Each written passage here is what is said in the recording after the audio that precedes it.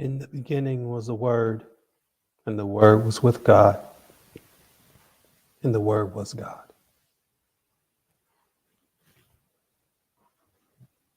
The beginning is described to us as a void without shape or form. The best way in these dimensions that we can personify such a void without shape or form is water.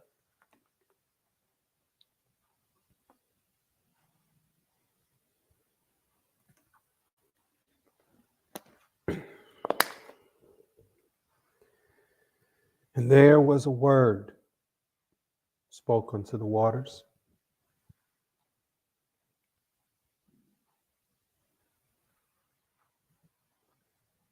The words were, "Let there be light."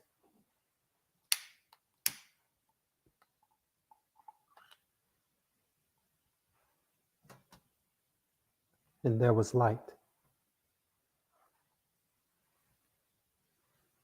Soon there were other words that followed, and other manifestations. Earth to separate the waters. And because we share all of the elements of this earth, we too can call ourselves earth. Greetings and welcome to another step in a better direction as we strive for perfection, putting in another brick onto the temple of our sacred space. This is the build. I am partnered by my brother Eli, which I will bring into the fold as we will hear our opening announcements, and then we will discuss deeper the subject matter. Brother Eli.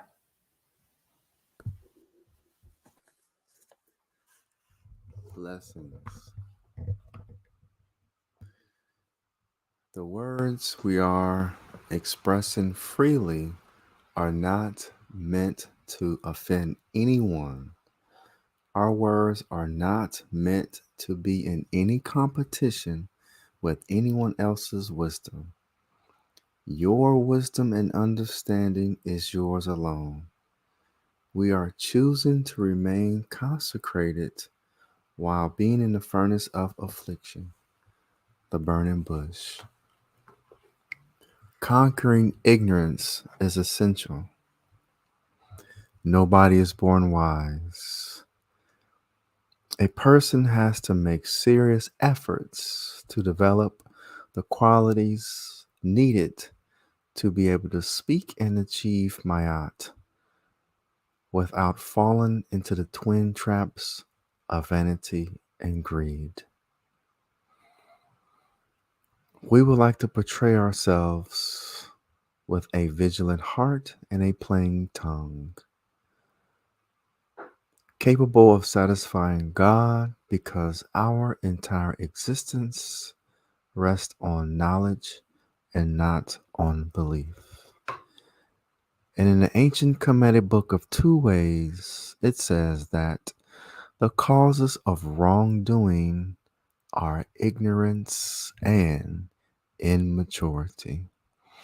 And we hope and pray that we can receive some amazing honors and benefits while this living in this journey. Thank you, Brother Michael.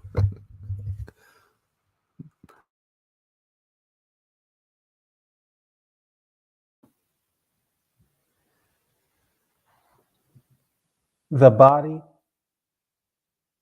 is a temple. We've heard that saying many times before in many different instances of our lives.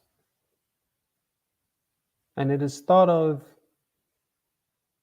in a metaphysical and a metaphorical means. Most enjoy the latter. in an idle appreciation of the collaboration of words that sound poetic, that sound good. However, the former, the older, the more ancient approach towards this is a very literal approach. And that is what we will begin to discuss today. We have two temples. We have two specific glands, the pituitary gland and the pineal gland. These, in collaboration with how they meet, are at a 90-degree angle, and we are been known to call this the seat of heaven. So when we say we have God and heaven on our mind, it is a very literal one. There are four main chambers of the brain. There are four chambers of the heart. These are not a coincidence whatsoever. It is for this reason that you will have in certain parts of the medical field, they will point to this and say that it is your brain. They will point to this and say that it is your heart. It is completely interchangeable depending upon the level of expertise and the type of healthcare you are seeking. When I am not in this sacred space, I am in quite another that trains other people, or shall I say, is the janitorial custodian of other temples. It is by the laying of hands that we can palpate, locate all or most dis-ease, and find comfort in manipulating it towards a direction that allows the body to heal itself. By the Greco-Roman term, chiropraxis, chi, energy, coming from the hand, and praxis, as in practice, chiropractic, the practice of the laying of the hands, by its richest definition. Though I am not a chiropractor, I am a rehabilitative specialist who is accompanied by the chiropractor in regards to laying the hands on certain parts of the body to resume its natural process without disruption. Going back to the body as a temple, that statement of which I and Brother Eli find fondness in manifesting that as a new commonplace statement when addressing our physical form, because it assumes a higher title, which assumes a greater responsibility of our energy to take care of said temple. There is much to discuss, and because of this, we have notes.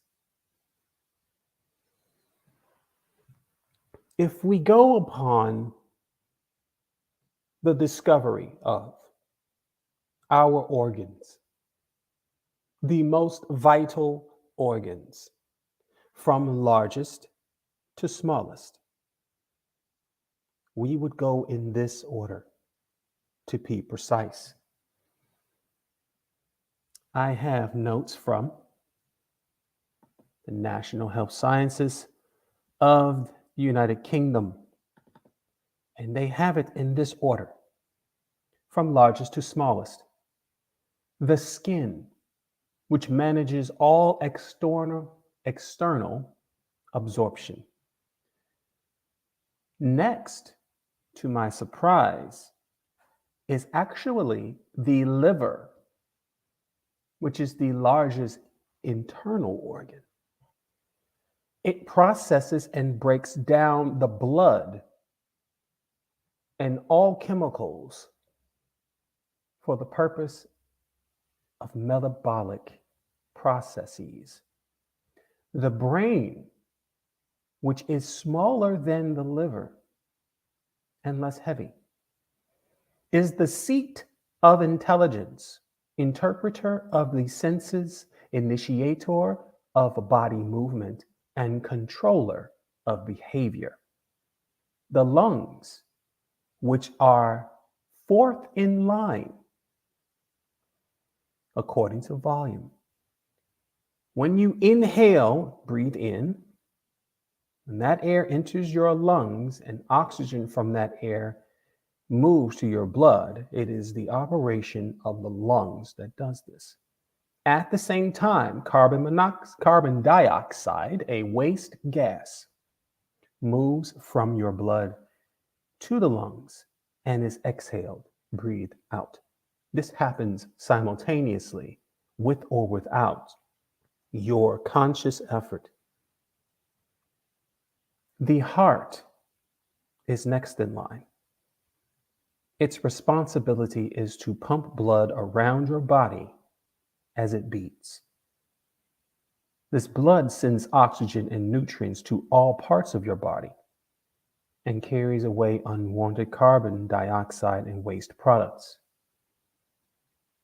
The kidneys, their main job is to cleanse the blood of toxins and transform the waste into urine. Each kidney weighs about 160 grams and gets rid of between 1 and 1.5 liters of urine per day. The two kidneys together filter 200 liters of fluid every 24-hour period. The source is the National Health Sciences Services, London, UK. The rest of our information I have in some graphs. We will start with something that we found very interesting in regards to the skin, the hair. I will bring that image up now, and we will discuss together. Now, this is a hair follicle, and the science of that hair follicle. I'm trying to find a better layout for this. Give me just a moment.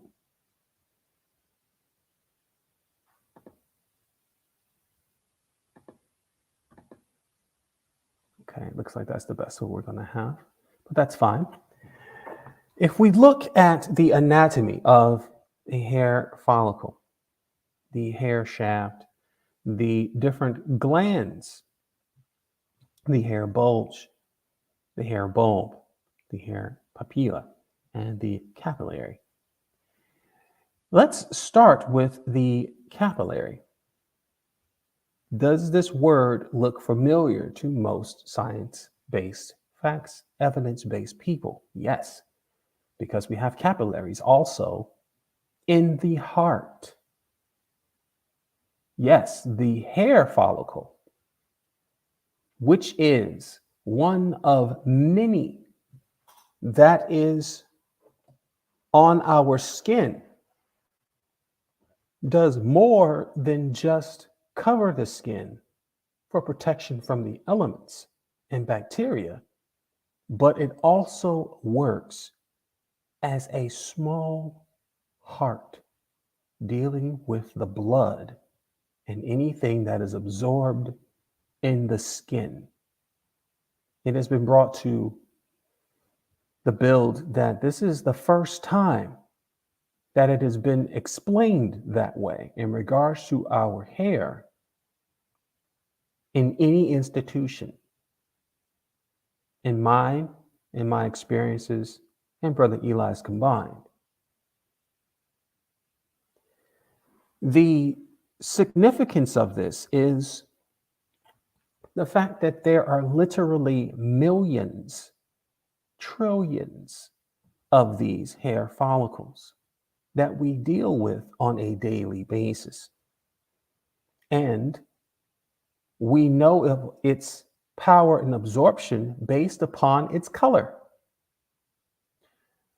If you were to enter a doctor's office within seconds of looking at your skin, they can determine, based upon the color of your hair, the natural color of your hair, if you are depleted of certain minerals and vitamins, specifically from the B complex, which are water soluble and help specifically with hair and skin.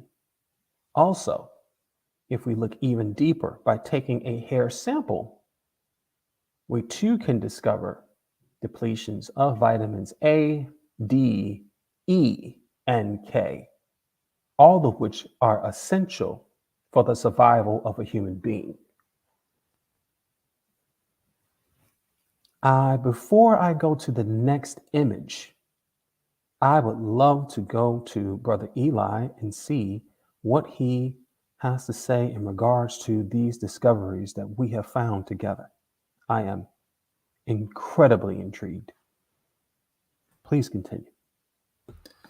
Blessings, brother. I was looking up, I was trying to build off of the foundation that you have started. I have yet to find exactly what I'm looking for.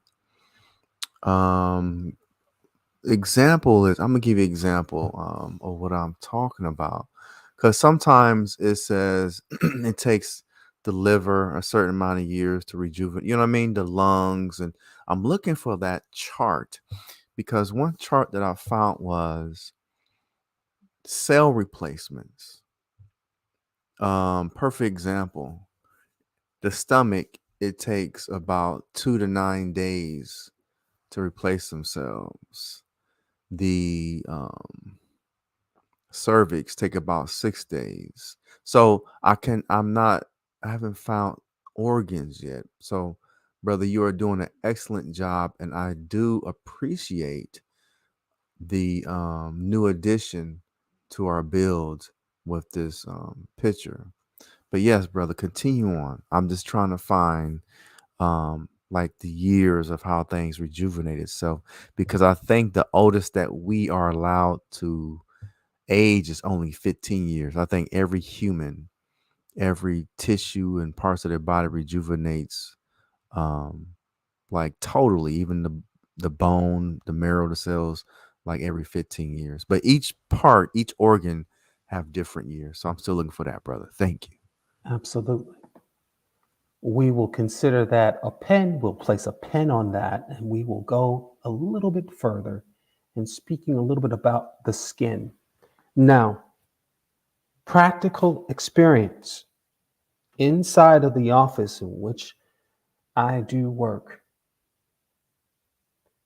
The very first thing that is done in your initial consultation after your intake forms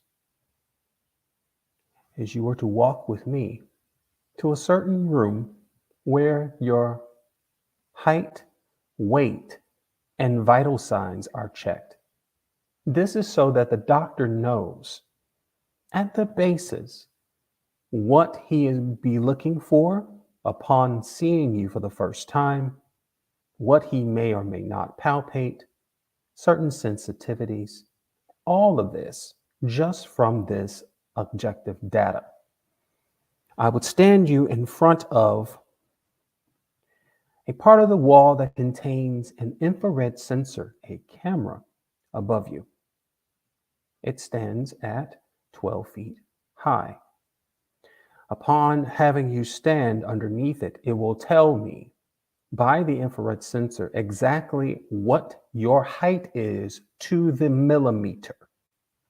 It is not to be debated in regards to its technology being very extremely accurate and more than the subjective hearing of a person in what they believe they are in height, most of which actually say that they are anywhere between 1/4 of an inch to a full inch taller. And it is all due to the soles of their shoes, which are not included in this weight and height measurement. The height then gets transferred onto paper, and then we have you onto a scale with a capacity of, unfortunately, 500 pounds, because we find people who are at certain levels of obesity. As a matter of fact, the main reason why we take your height and weight is the way we calculate your body fat percentage and your body mass index so that we can know if a person is underweight, at weight, overweight, or morbidly obese. The last thing that is done is a series of your vital signs. I will have you sit at a chair. We will take another infrared sensor and we would place that either directly at the temple of the head or on the palm of the hand.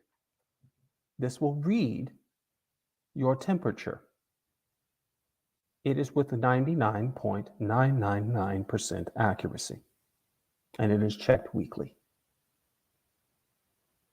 This tells us a lot about your iron, your vitamin D intake, because those actually regulate the temperature of the blood in your skin.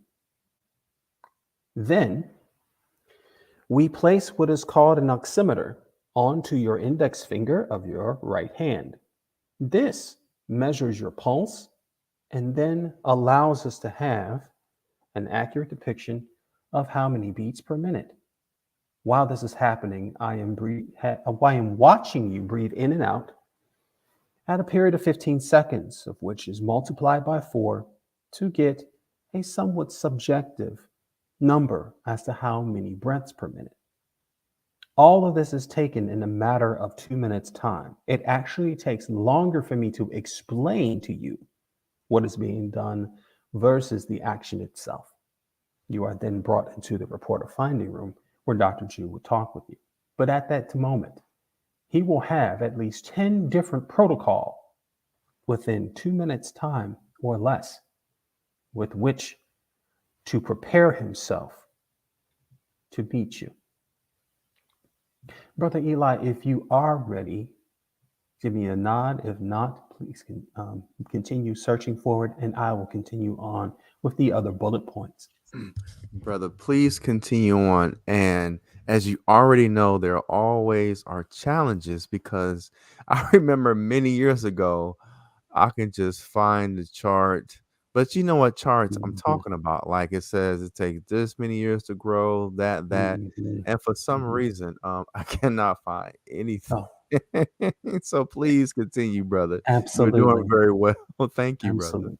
And if Yes, it gets too absolutely. annoying because the computer bounced around, it's my apologies because, yeah, I know how my thing is set up. It gets to moving, Oh, but please, well, I am one to say anything about any technical difficulties. You have carried me literally in your hand in order to continue the build. That's God has carried us both, brother. he gets me every time. Let us continue on to the skin layers. Now, three layers of the skin are the epidermis, the dermis, and the subcutaneous layer.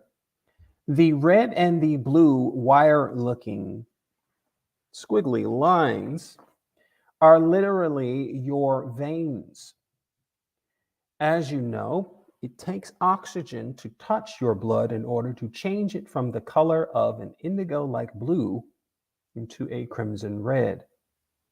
The reason why some are blue and some are red is because this is the process in which carbon dioxide is removed out as waste from breathing out of your lungs. And also, the tunnels are all different. No one vein runs throughout your entire body. They are of different categories, some of which are somewhat porous.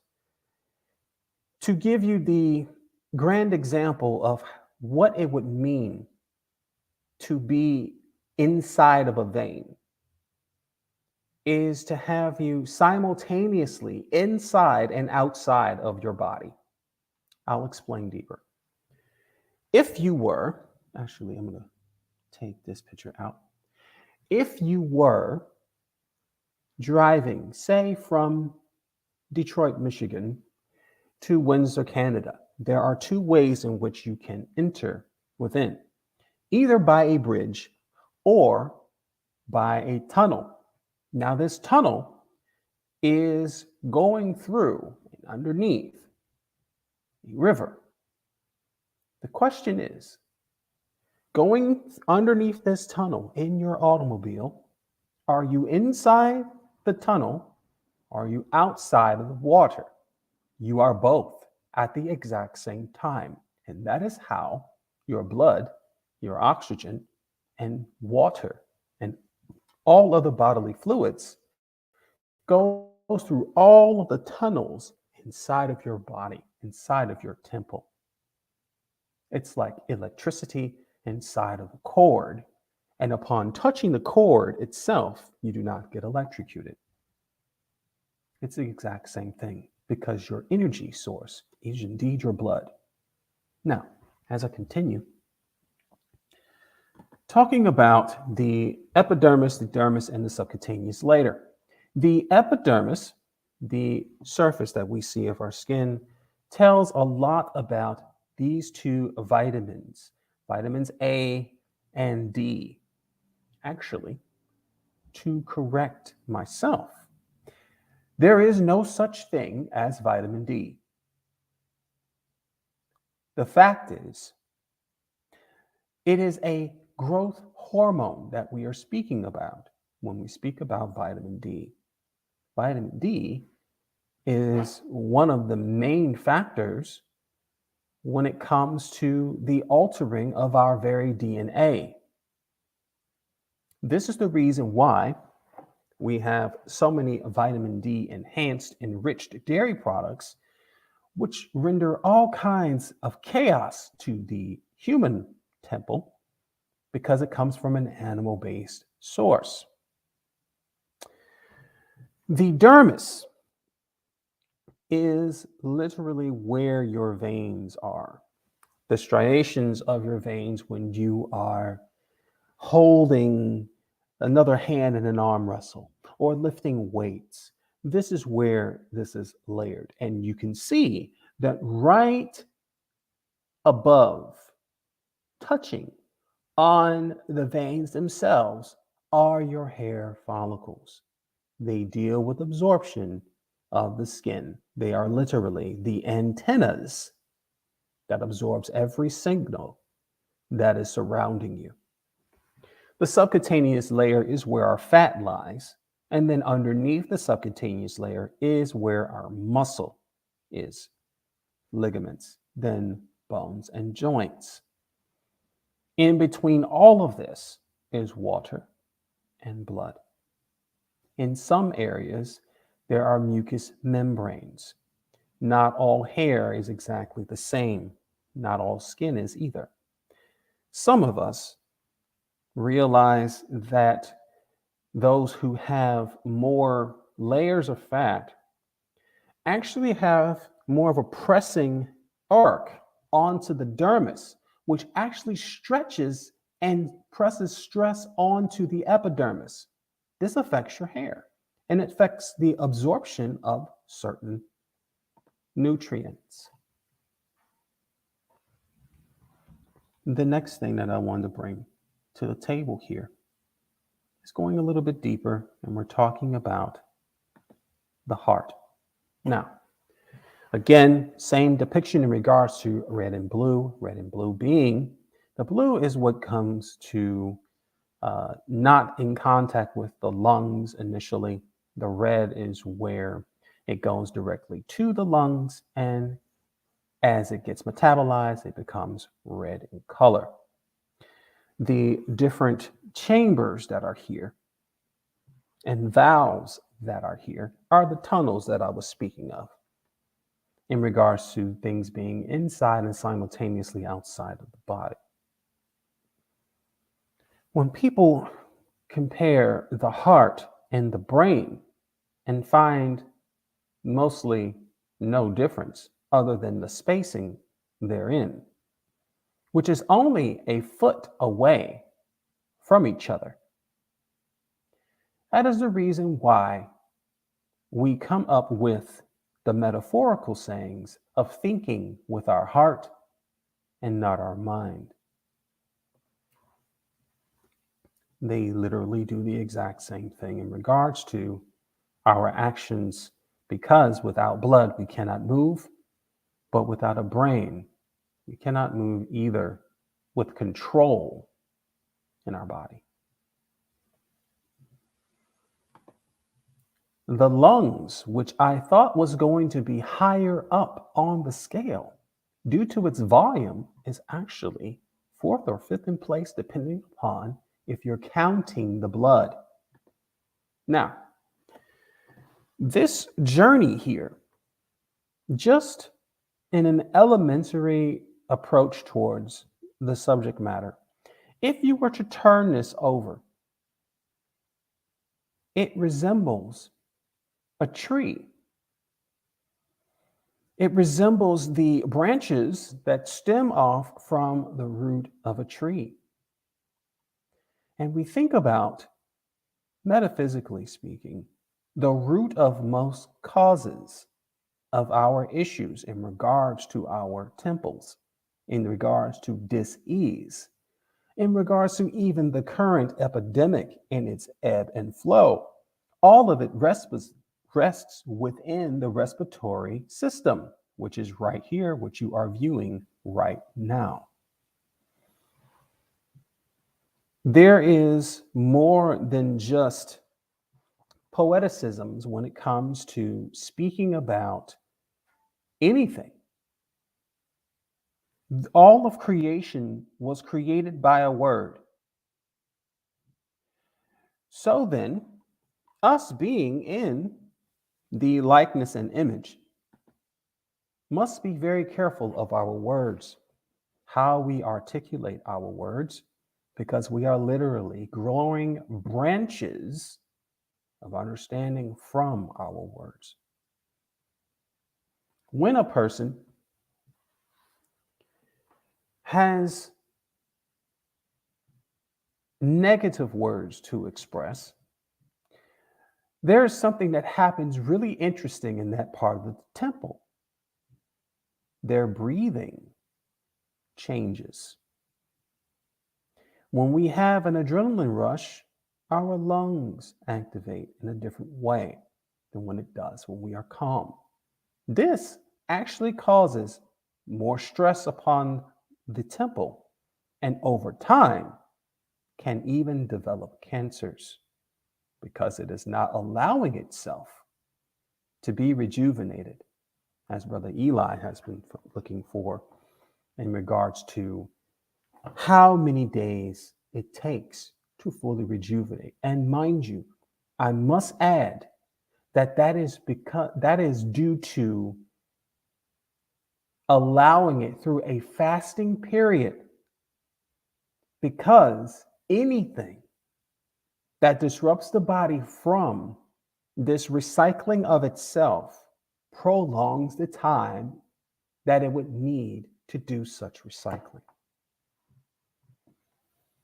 Now, how does all of this, coincide with our initial statement that the body is a temple?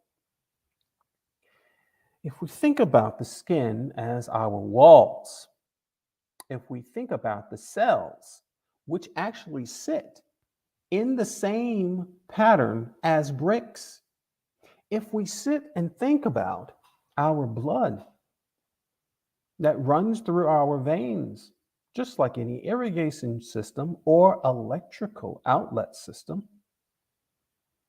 if we think about our brains and how it sends this electric pulses throughout the entirety of the body, without these things, we would be a temple in the dark.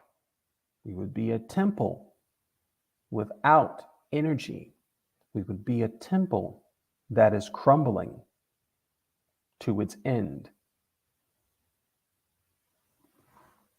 And if we place upon our heart and mind that this is more than just a vessel, that this is the actual sacred space that we have been looking for and building all along, then we will take more responsibility for the actions in which we place these temples.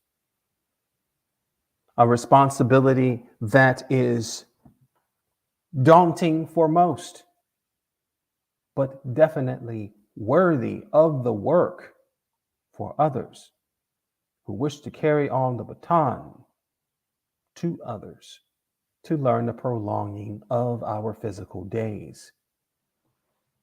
Subjectively, we can say that many biblical texts and many ancient texts shows that the life expectancies of our species, many different types of species, could last for hundreds of years, plural, hundreds of years. And yet, our life expectancy as males is 80 years. Our life expectancy of African American males is 71 years old. Now, why is that? Because, again, this is subjective and objective. If you look at the average African American male who is in the average environment surrounded by other African Americans in projects, mind you, I did not say communities, projects as a science project. It is designed for their lives to be less than in expectancy. It has certain bacteria that is placed in certain tubes and certain tools that are used to subject the subject to its own demise.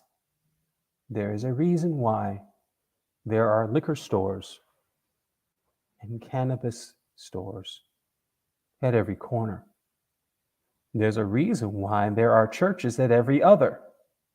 There are reasons why we have many examples of self-loathing, of the crabs in the barrel paradigm in regards to jealousy, in regards to the illusion of wealth and richness, and chaos over peace.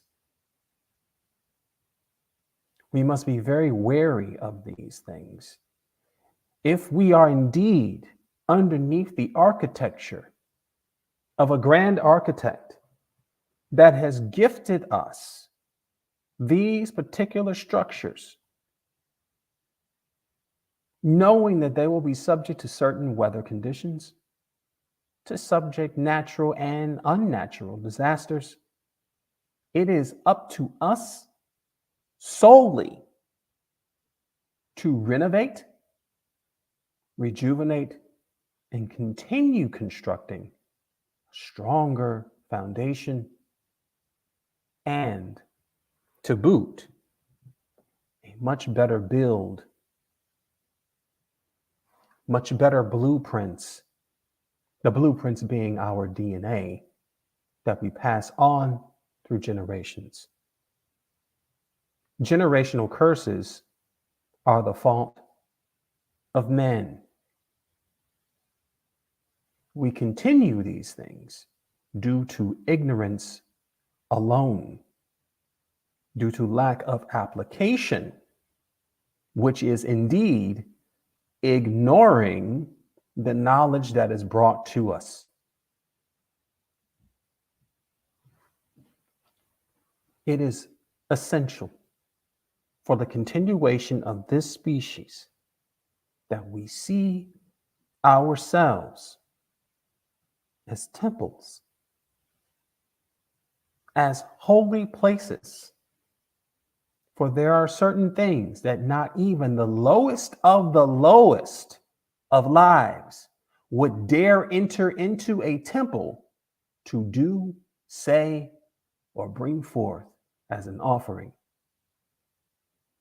Much in this way, we should carry ourselves. And dare I say it, until they are able to fly out of the nest themselves, carry our other smaller people, of which they are also our responsibility for a time.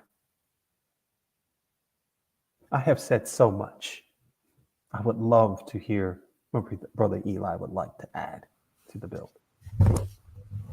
Thank you, Brother Michael.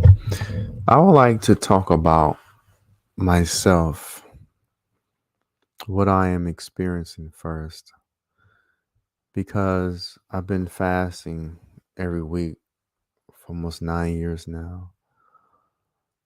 Along that journey, I can honestly say I was a vegan meathead. You know, I love the vegan meats and stuff like that.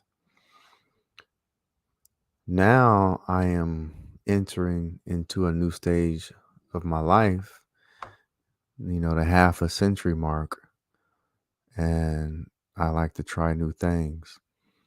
It was funny when I looked on Facebook that on the same day I posted pictures of myself in my early mid 30s and stuff to like 42. And I was looking at myself at 42. I think I just posted it. Um, you can actually see, you know, like the level of stability. And some of that can be genetic and things of that nature. But my thing is, why are you here? What are you trying to accomplish? And I hope and pray you guys focus on that, because everyone's journey, you know, our journey is not the same. So one person may be doing this, another person may be doing that. And I just believe we can support each other and remind each other um, to try to stay focused on our individual journeys. So I've been doing the raw thing, going on 7 days. Well, tomorrow will be 7 days because, you know, when I broke my fast. And the way I feel now, I literally feel like if I was in a salt bath just floating. It's like I have no will, I have no thoughts. It's like I have no purpose. It's like I am a planet in a universe or a solar system. It's different. But I can honestly say that most of our illnesses and sicknesses, because of us, is us. We do it. All you humans need is a glass of water and a little bowl of fruit and raw fruit and veggies to survive. And all these illnesses and stuff will not exist. Like, for example, when I was talking to the two young gentlemen today, I was explaining to them, because they're getting older, they have more of awareness about how insane the society they decided to grow up in, which is called human civilization. which is insane at the moment. Well, it's always been insane. I said, well, if you see all these universities, all these hospitals and doctors and scientists, all this so called education, but we walk around with illnesses like common colds and things of that nature. But if you decide to go outside and look at deer, they are literally outside and you don't see them run a runny nose. They don't go around with runny noses and these illnesses and they right outside. Um, so you got to really think about that. What do you want? What are you trying to accomplish? And whatever might that be, just be consistent and you will receive the rewards. And that's why I am shifting a little more to other things that dealing with health and the foods and the body or the temple because I've been at it actively for so many years. And it's so much evidence because in the past we did not have the internet. Now we have the internet. I have posted a woman who was obese in her 70s and she transformed her body. She decided to join a community of women who's going to hold her accountable. And she's enjoying her life in her 70s. So, I mean, the cat's out the bag. I mean, if you want to suffer, you doing it honestly because you want to suffer. Um, I will say this. You can say suffering. You can use that word if you like. And I tell people all the time, you have to choose what type of suffering you want. For example, like now, fasting and just eating raw. Now I'm telling you, I used to love eating animals. I was an animal head. I even have the fangs, and my teeth a little more distorted than they used to because of certain things. But in my bloodline, we literally have long fangs like a wolf. I mean, no joke. So I'm still connected to a canine. Um, so it was painful to stop eating chicken. I remember I used to love getting the full chicken. I think it was Publix. They used to give like the whole entire chicken, the lemon. I think the lemon something it was roasted. Like if you remember the roast, like the George roast, whatever. I used to go and just eat the whole thing with some Hawaiian punch. And I was one of those chicken eaters that ate the marrow and the little skin that is on the bone. So that's when people was like, "Oh, I can't stop it." Like, look, you don't even know who you talking to. I used to love it. I mean, it used to be. I mean, it was a marvel. I used to love. Like, I remember I discovered turkey pastrami, and I used to get them cut in a little thin, slices. So it'd be piled up like when you look at powder or something soft. So when they slice it, it's just piled up like a little mountain or something. And I'll take each little piece and just chew it, and I would get like 5 pounds, and 5 pounds of thin slices. By the time I made it home, it was empty. I also enjoyed um smoked turkey necks. Same thing. It did not make it home while I was driving. I used to love it. So becoming a vegetarian and other things, I was not a strict vegetarian from that. I was a meathead vegetarian. And when you eat those type of um, plant-based meats that is high in salt.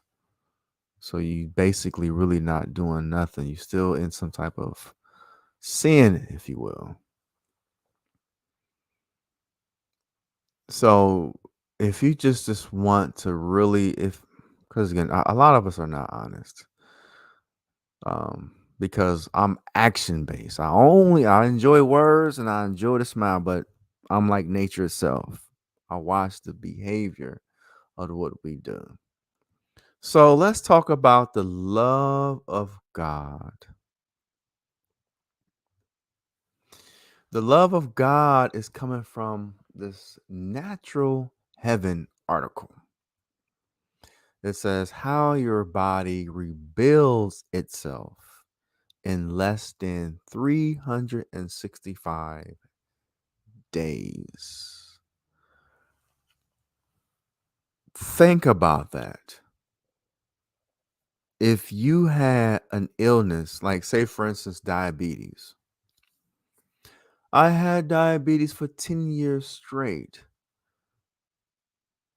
If the body rebuilds itself in 365 days and you had diabetes in 10 years straight,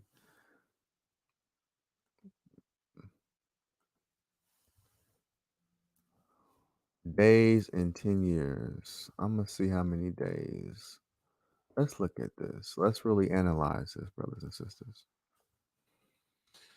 In 10 years, there are 3,650 days.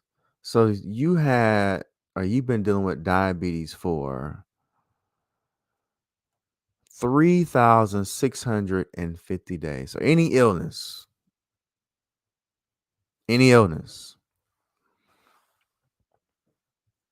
The article states that it says we all celebrate the new year with the same motto. New year, new me. But did you know that it's more than just a saying? Each year, you really do become a brand new person. In 365 days, over 90% of your body cells are replaced with new ones. In fact, billions of cells are replaced every single day. Now, think about it. You've been dealing with diabetes for 10 years. You've been dealing with diabetes for 3,650 days. And they said 90% of all your cells in your body replace.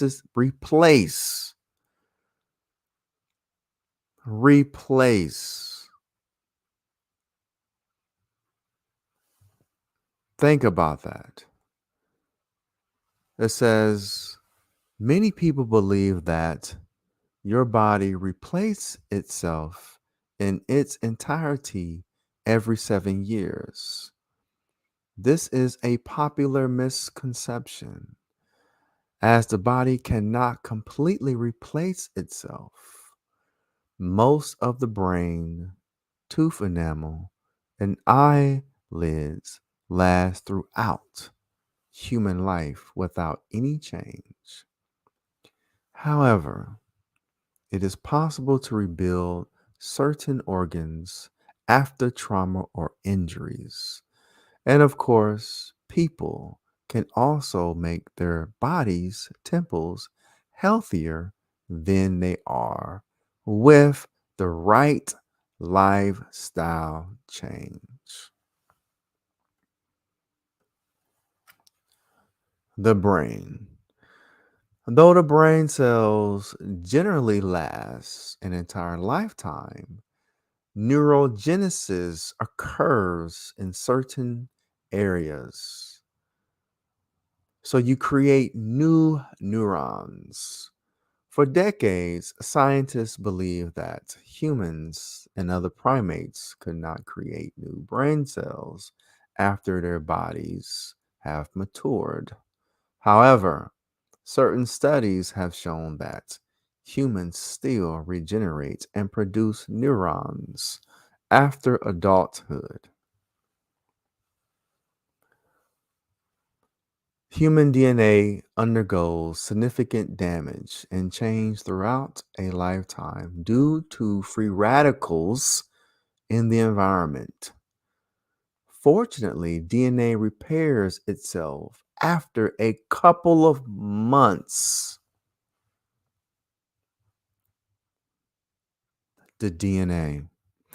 Eating antioxidant rich foods such as berries, broccoli, mushrooms can accelerate this rebuilding process.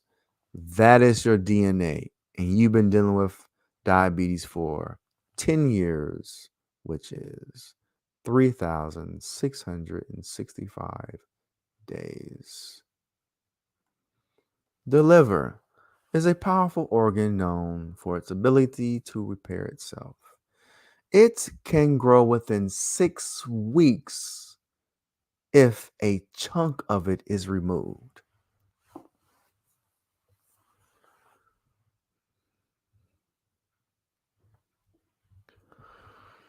This superpower is crucial as the liver processes all the toxins in the temple or body so it can remain healthy for a very long time. 6 weeks. DNA, a couple of months. Brain cells. Think about that. And you've been dealing with diabetes or other illnesses for years. Lungs contain filters. Lungs constantly filters harmful chemicals and pollutions with each breath. So their cells must maintain a quick turnover rate to keep up. They only a out yeah, I can't pronounce it, brother. You know what I'm saying? I'll I know it, but I can't get it out. The ALVEO alveoli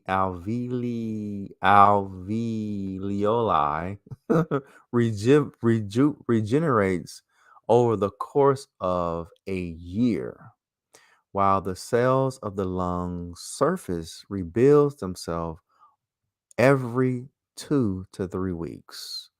So the word I was trying to pronounce are the little sac things that captures the oxygen. So think about that. We have the brain, we have DNA, we have the liver. Now it's the skin. The skin surface renews itself every month. Most people have watched it happen firsthand. It is the body's first line of defense. And thankfully, it can heal and generate brand new tissue very quickly.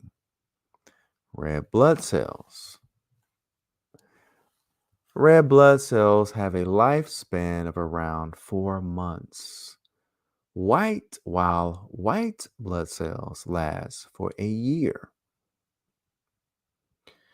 That maintains circulation. The body constantly creates new cells. The stomach lining. It takes the stomach with rejuvenates within 5 days. In contrast, the cells that makes up the rest of the stomach last for 15 years or more. The bones.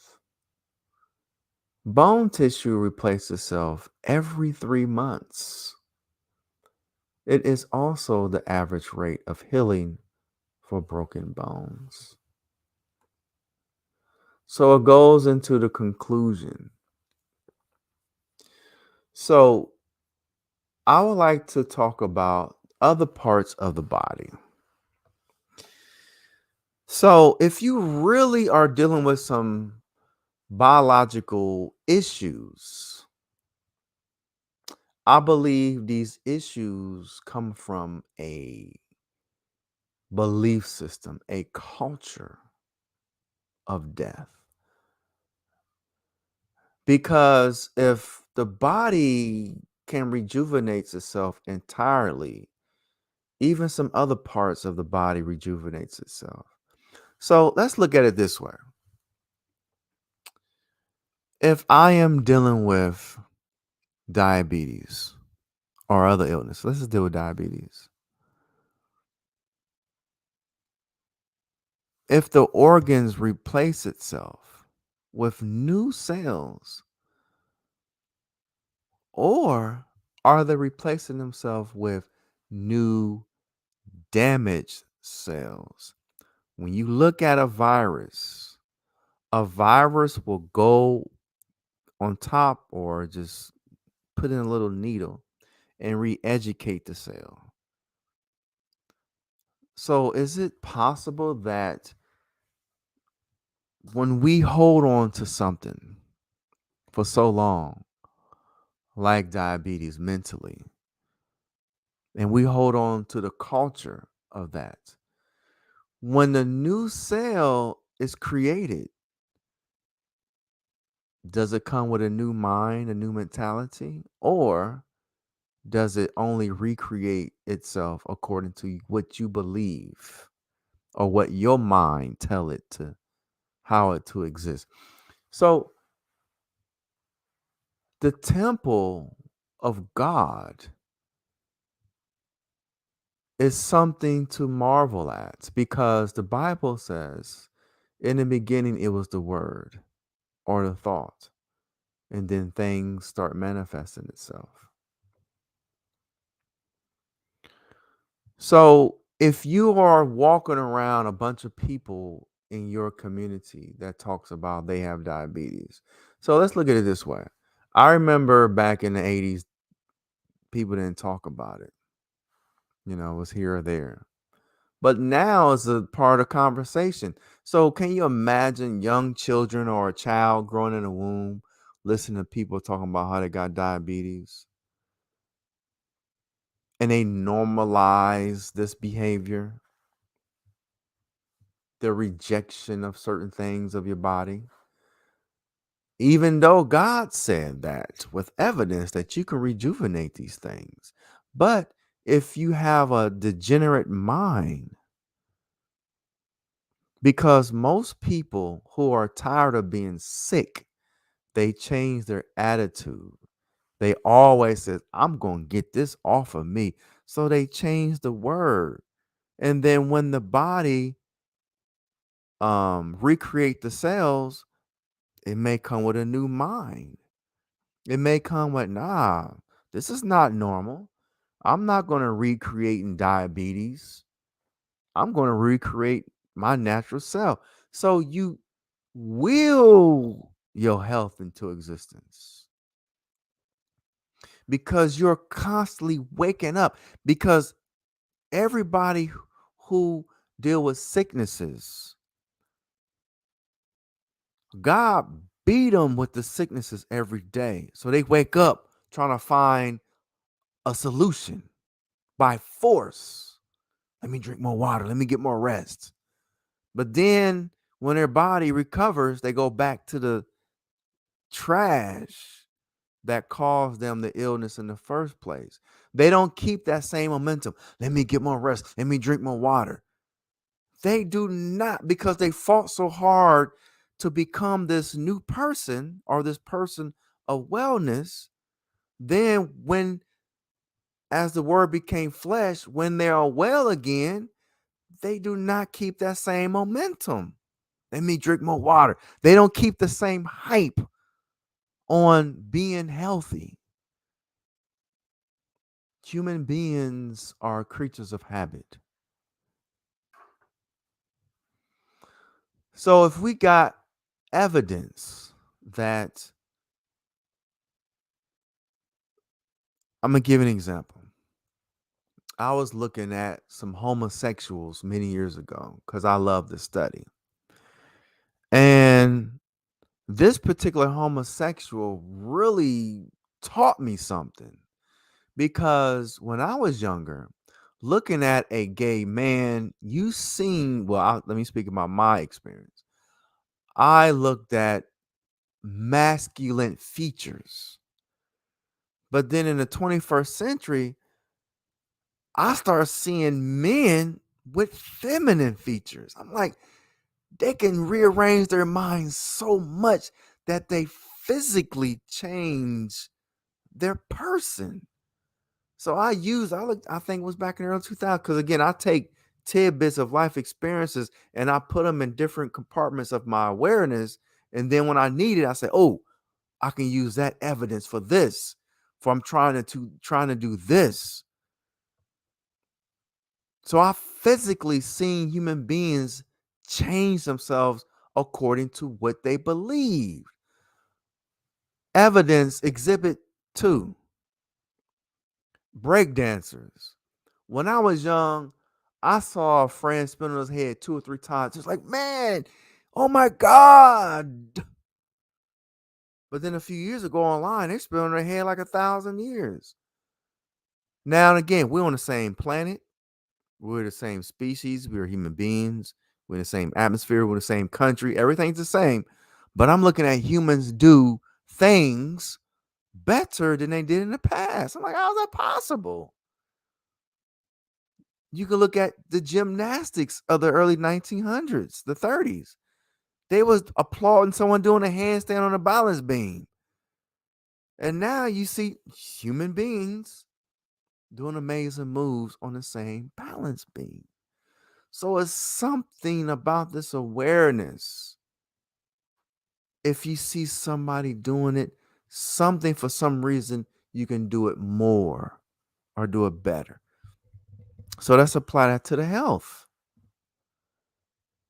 People love death. Like, I remember when I was younger, when somebody was getting hoarse, they would love that hoarse voice. They started talking with the hoarse voice because it was cool to have that hoarse voice. You see what I'm saying? So it's amazing how we do to illnesses and sicknesses. It's amazing. And we keep purporting that in our minds over and over and over again. So when you see somebody dealing with an illness, you will have to question yourself. And of course, this is surface conversation on this particular page. That means you have to go do your own individual work, take on your own responsibility. So when you do more research, you have to ask yourself, if your body continues to rejuvenate itself, why am I still dealing with these illnesses? Why? How is that possible? You have to look in the mirror at yourself, because your body is doing what it's supposed to do. Are you doing what you're supposed to do? Are you the individual that when you get sick, you just tired of it, you don't like it, you get angry enough to do something about it? You will yourself out of illness because God have to punish you again another year? When you see animals in nature don't walk around with runny noses and all this, and they out there in it.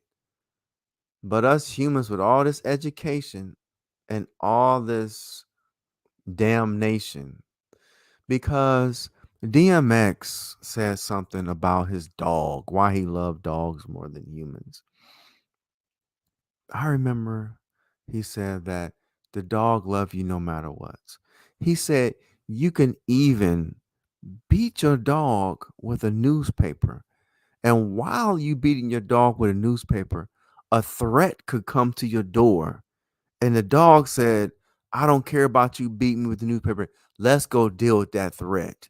That's how much dogs and nature love you. They love you so much you can do whatever you want with them.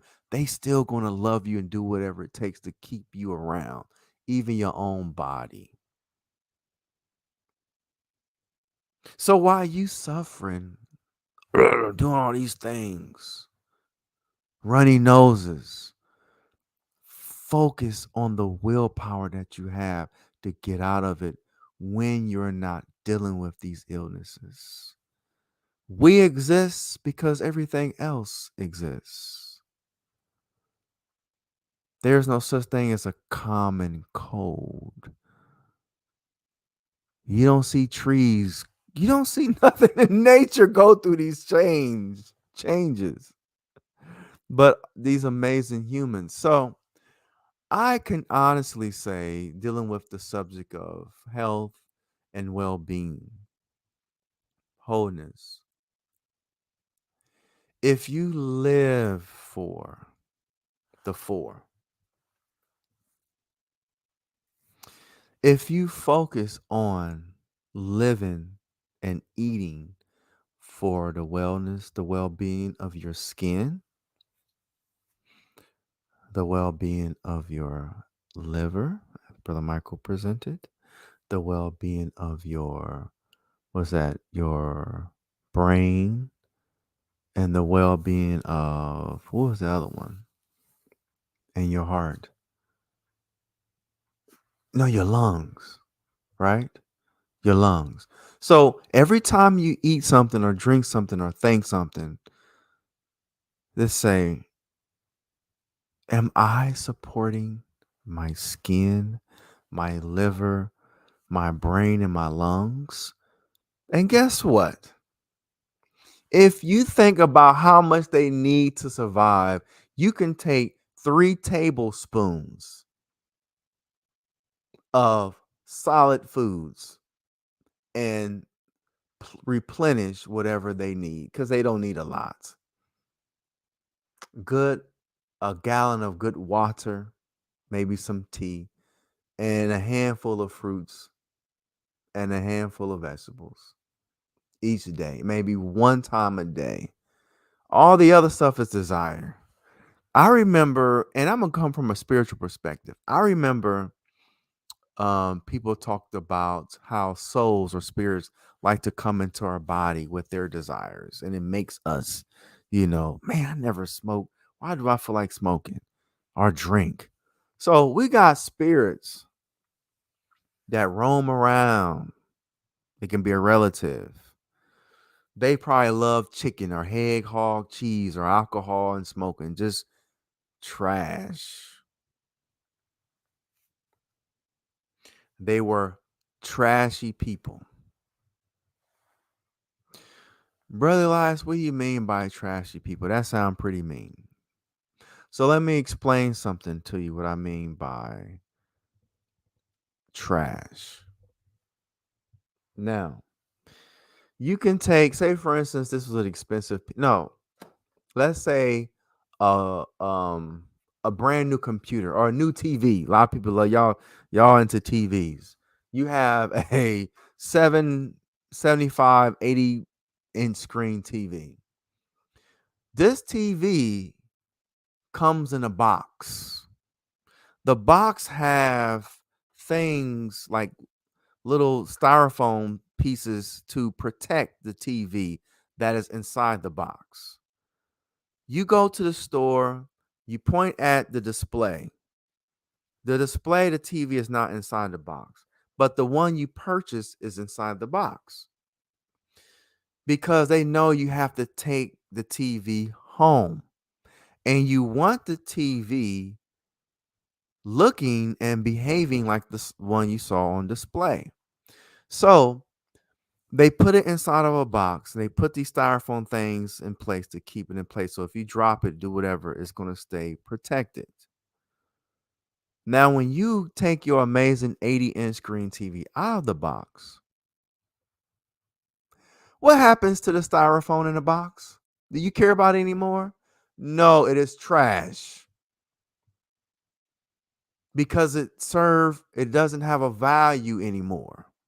So when I talk about trashy people, when you are trash people, I'm talking about what are you doing to your body? The only vessel that you have.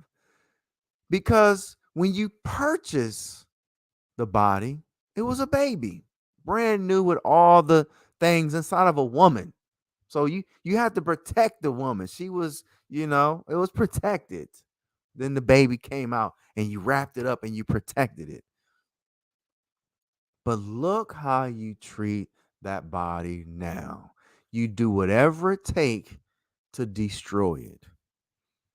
We think negative thoughts on a daily basis.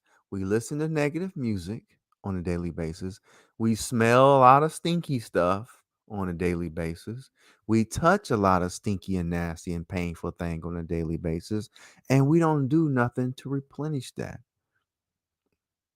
For example, I spoke about people who only clean their homes when they're going to have a visitor. I was talking to the young gentleman again. I said, let's look at this comment. And remember, we're talking about trashy people. When you are trash, when you do not value yourself, when you think you don't need it anymore. Just like that TV, you took it out the box and you don't have no concerns with the wrappings, the thing that protected. So you treating yourself like you have no concern for it, like trash.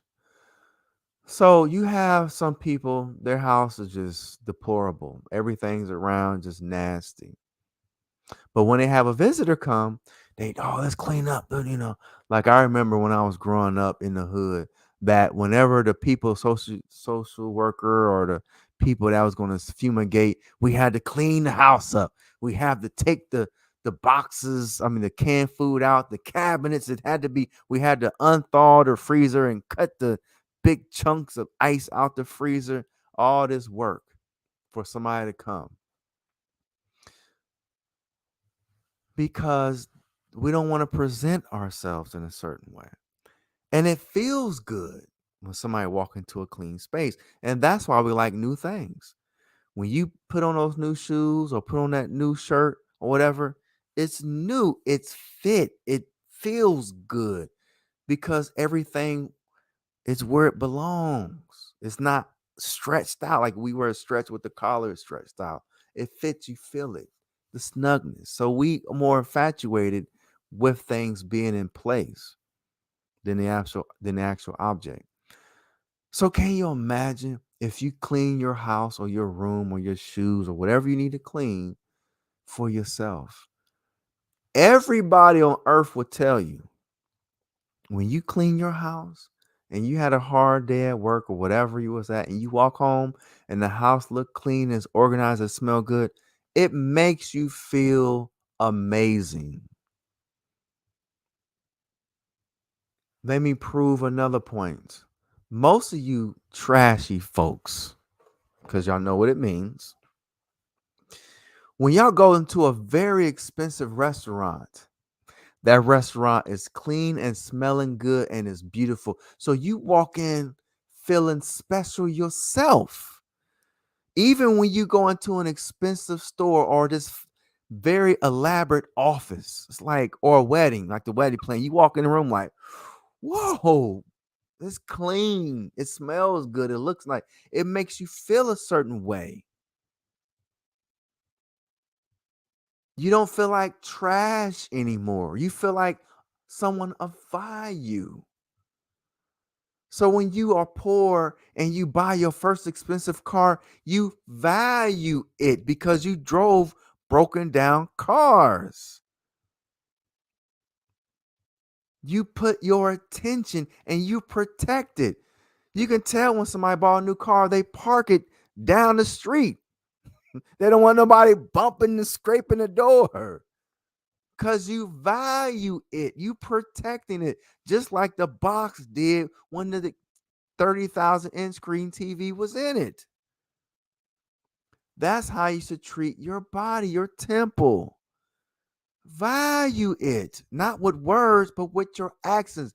Drink nothing but water for your entire life. No more juice unless you drink your own juice that you make. No more juice, water. Eat raw vegetables and fruits. No more cooked foods.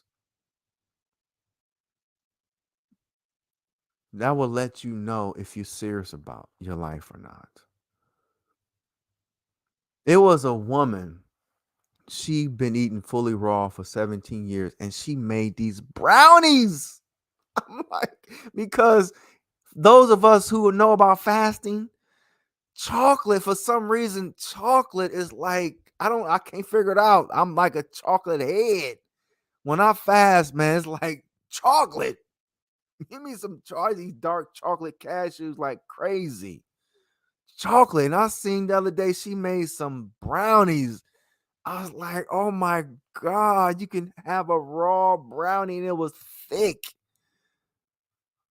Oh, oh my God. Just thinking about it now. But when you're not trash, I don't think you can get these illnesses or diabetes because we are evidence based. Now, if you drank only water 100% of your time, good distilled water, good water with whatever vitamins you put into it, and ate raw vegetables and raw fruit for the rest of your life. Matter of fact, for about 10 years. Let's see what happens.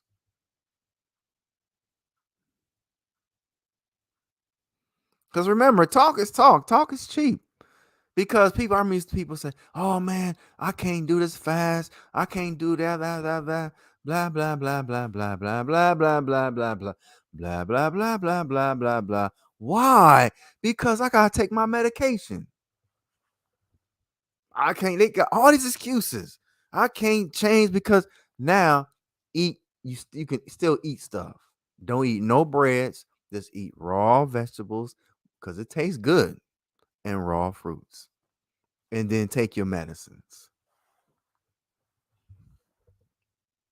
Let's see what God, remember, take that same energy when you sick, when you get up, you just tired of it. I'm just tired of being sick. It's exhausting. Take that same mentality, and when your sickness goes, maintain that momentum. And let's see how you do for those who are serious, because most of you are not serious. And that's why, we just have conversation, because we love someone to talk and we love to applaud when a person talk and all that kind of stuff. But then we go back home to do everything it takes to put us in situations that we don't like. So for a fun conversation part, it is amazing the love of God. God and pets and nature. We can smoke weed all day. The lungs is just fighting to recover itself. And that's why you get high, because that's the recovery process. They're fighting this recover. So you enjoying the recovery process. You high. Oh, I'm building. Well, the molecular of the molecular and the molecular of the molecular past the blunt. And the molecular, your lungs and liver, everything is trying to heal. And you just enjoying the molecular of the molecular. I am he that banquet thee from thine, therefore I must. You all at it. You in the cipher. Just creating all types of beautiful things, and your body just fighting hard. You drinking, you taking shots, your body, and you take so much shots and you do so much, your body make you pass out. It puts you out. The recover. That's why you fall asleep. It puts you out because it loves you more than you love yourself.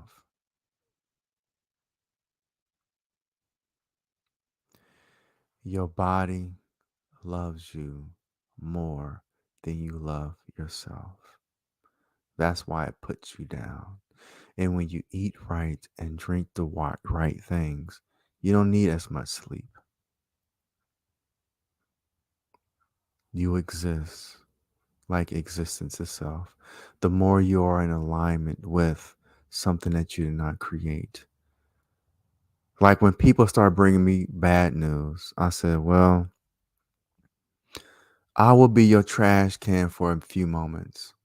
Because when people bring you bad news, they're throwing their trash on you. You are a trash can when you listen to a lot of bad news. When you watch the Tyler Perry movies, that's all trash. Because the body doesn't know the difference. If you're reading a good book, you already know it's a fictional book. However, you will still produce some tears on some parts of the book. When you're watching a good movie, you know it's all characters and even caricatures. You will produce emotions. So if you're treating yourself like a trash can, or you can be the trash inside the trash can, something that had use that you don't have value for anymore, then you have to receive the results of such. So we hope and pray that you will have value of yourself. Now you don't have to, but some of us, we are trying. We're trying our best because, back to the spirits. Now, you have these spirits that attach themselves to you, the knuckleheads, the low lives, the trash. So if I was a smoker and I lose my physical body, I still have the desire to smoke. So I would jump into people's bodies and get some of the stimulation, the energy of people smoking and drinking. So when you fast, you'll start feeling these things. Like, whoa, you'll feel the anger. You'll feel like, wait a minute, I wasn't angry before. So living the right life, there are more components to eating right, thinking right, praying, doing these things. There are more components to you because you're protecting yourself against multiple things that you may not be aware of. You're protecting yourself being clean. Like when you clean up your house, bleach and stuff, the roaches and stuff, they come in, they don't want to be there because it's clean. So if you got low life entities that's roaming around and want to use your body for certain things, if you deny it, they look, I'm not trying, I can go somewhere else and get it. You see what I'm saying? So living a God-filled life, there are many benefits to it, brothers and sisters. Let me only talk to those who love it, who want to. Okay. I'm not spending times who don't. We're not here to convince you. But anyway, brothers and sisters, man, it is so beautiful and tough to live a God-filled life, a good life, to live simple, to really develop your mind, to drink water only every day and fall in love with drinking water. You will fall in love with eating raw vegetables and raw fruit. Woo! And getting those raw brownies and then going for a walk and then reading a good book and writing and maybe doing some yoga and stretching. Fall in love with simplicity. You don't have to be complicated. You don't have to have the complicated dishes in the food. Well, I had the oregano with this and this dish, and I had this, Vitamix and all these expensive things. The vegan look. I had the big old toaster thing that it dries out my food. I forgot what it's called. To me, it's a big toaster. Just go and grab some basic stuff and enjoy it and chew it because you want to see if the God love you by living like nature. Simple. Because even when you go to these vegan places, they gotta do this and they gotta do that, and they give you a plate and it looks beautiful, but it's complicated. Every little thing have different frequencies. So it's all type of mixture of communications. It's all mixed up. So with our eyes, it looks good, but it's just all type of mixed up energy. Eat a bowl of melon, just melons only. Just try it. Simplify it. And just see. You will get your answers because God, children of God, goody two shoesers, beautiful ones, God do love us. And you know what? I cannot wait till we build our own space. So we don't gotta look out the window of those. And because when you clean yourself up, you're gonna start feeling other people's energies. Like, oh, the gook.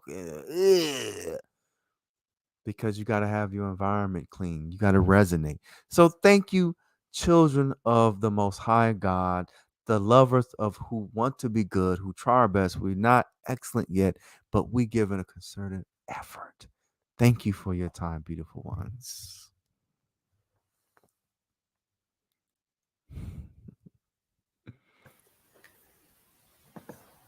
The book of Psalms, chapter 34, verse 8 says, "Taste and see that the Lord is good." That is exactly what Brother Eli has literally challenged those who are willing to accept the challenge. Taste and see that the Lord is good. More on this in the next build for sure. There's so much more to bring to the table. True food for thought. Slows down the mind, allowing it to dissect and digest all of this incredible intelligence. With raw foods, you have to chew them at least the times that we said each bite and morsel costs to masticate. It's interesting that we're coming back to that full circle. We are creatures of habit. The other definition of habit is the vestment that a nun wears. It's called a habit. We are in the temple, two temples, the seat of heaven. We are creatures of habit. Taste and see that the Lord is good. All of it combined together is our process of being a cleaner life. It is a beautiful thing if we dare to do more than just dream and begin doing. That is the challenge. We must do, we must dare mighty things. There were a few other words before I leave, one of which is trash. One of the synonymous words with trash is refuse. I found that really interesting because refuse is synonym for garbage. But when we refuse knowledge, we are choosing trash.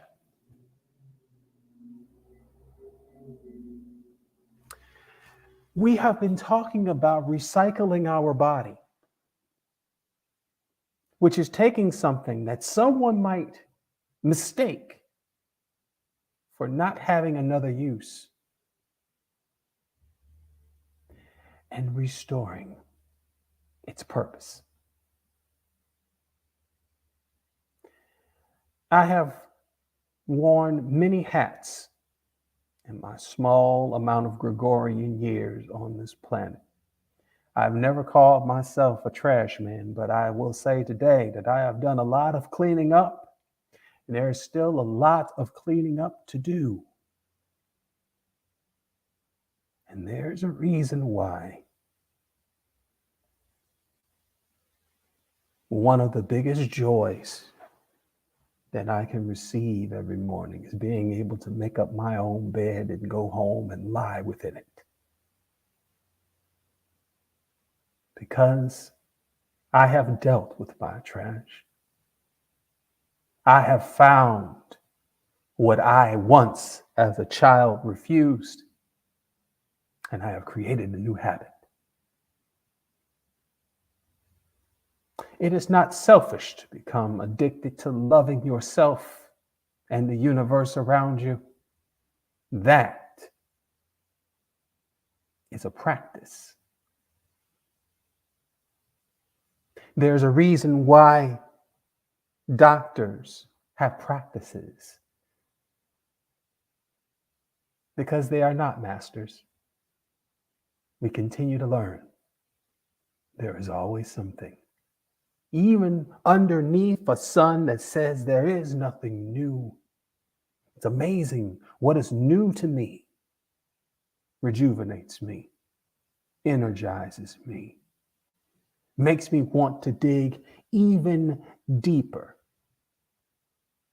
Not just into a book, but into myself to understand myself.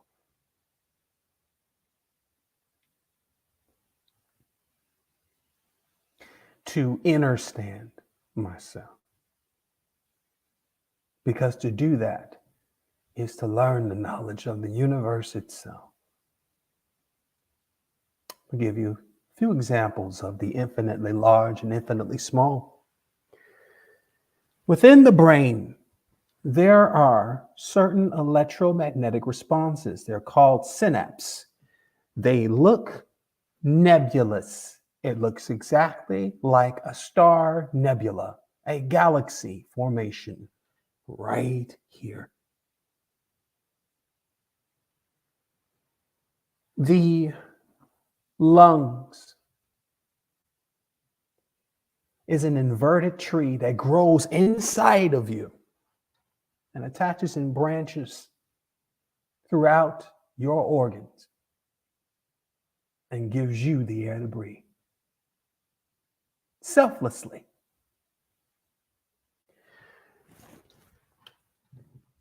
If you were to look at water when it is in a shadow, flying off of a water fountain, and you were to look at a blazing flame, an inferno, it casts the same shadow.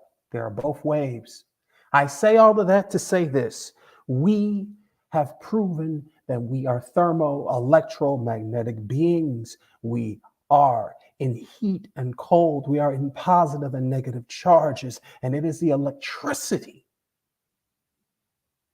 with the greatest conductor being water, and the different dimensions of the water being the air that we breathe, being the condensation that occurs, that forms the clouds, that becomes the rain. And this is the waters separating the waters as God said and had intended for us to respect.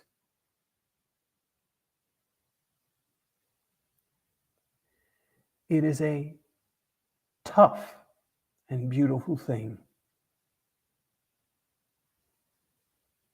to be this way, to continue to maintain this way. The exorcising of demons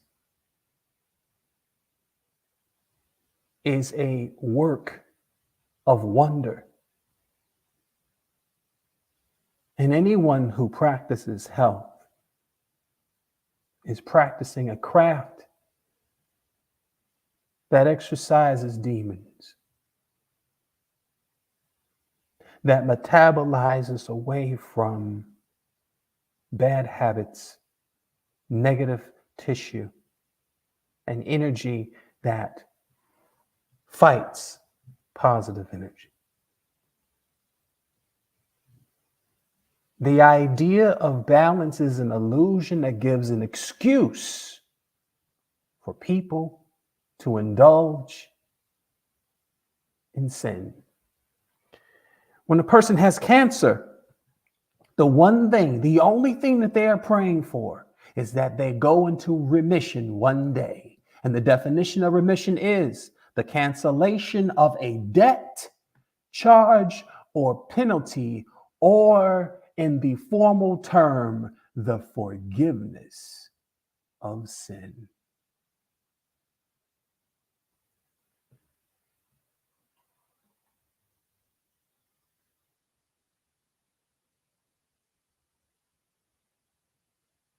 This is the build.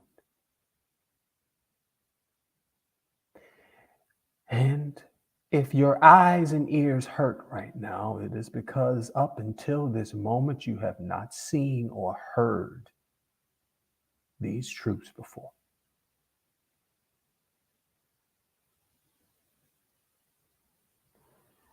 There's a reason why these builds are every week and not every day. There is a reason why these builds come in increments of knowledge. For too much light and too much dark are evenly blinding of the eyes. And we choose for you to see. But alas, for those who continue into their deafness, into their dumbness, and into their blindness, we grant you the many blessings that you are fighting for so fervently, as well as we intend to receive ours. But alas, the candle cannot complain against the darkness and the harshness. It instead emits itself, then admits to itself that it is everything that it needs. It is the light, and we are that light. We will not blow out this candle away from us. To do that, we will be remiss of our own mentality of our true character and nature. Instead, we will bring this light in from which it came so that we can carry this light onward into every hug, into every embrace, into every handshake, into every palpation of the bodies of which I must assist in blessing people with the recycling of their trash to become more useful in their vessel. And so we take it in together. And we show without a shadow of doubt that we are not harmed.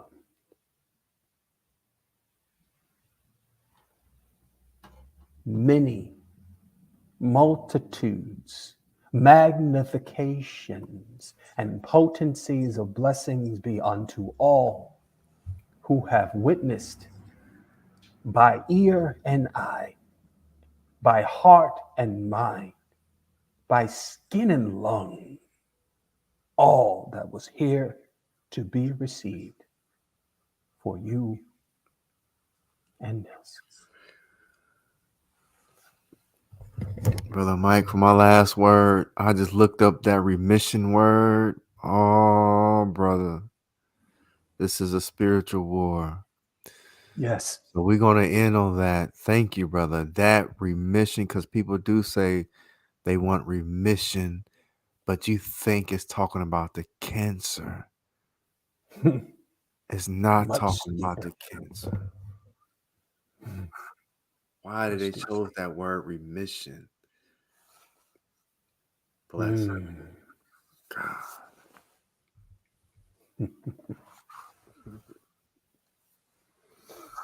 Blessings.